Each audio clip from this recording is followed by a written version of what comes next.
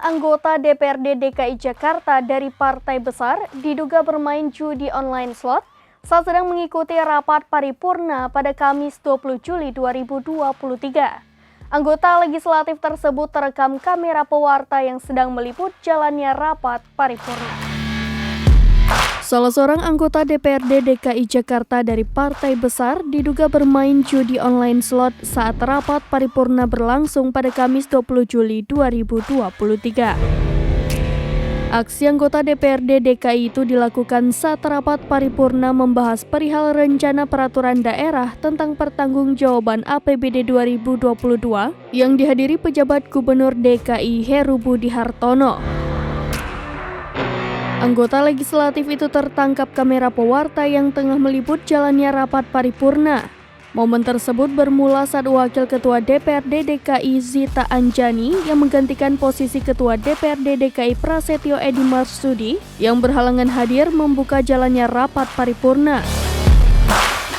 Setelah rapat dibuka, Ketua Fraksi PAN DPRD DKI Bambang Kusumanto tiba-tiba mengajukan interupsi.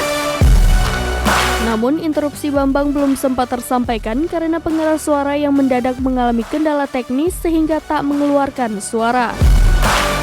Rapat pun sempat berhenti karena menunggu pengeras suara diperbaiki. Pada momen inilah seorang wanita yang diduga anggota fraksi dari sebuah partai besar tersebut tertangkap kamera diduga tengah bermain judi online slot. Saat itu juga, ia tengah asik bersenda gurau dengan seorang anggota DPRD DKI wanita lain yang duduk tepat di samping kanannya. Permainan judi slot online itu tampak dimainkannya melalui tablet berwarna putih yang diletakkan di atas meja rapat.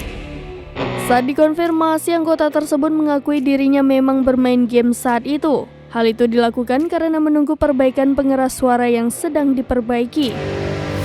Bahkan rapat paripurna yang dijadwalkan pada pukul 13 waktu Indonesia Barat itu memang sempat terlambat hingga 1 jam lamanya. Meski demikian, dirinya membantah bahwa game yang dimainkannya itu ialah judi online slot. Demikian informasi terkini, Syedara Lun. Saksikan terus berita lainnya di kanal YouTube Serambi News, website dan Facebook serambinews.com.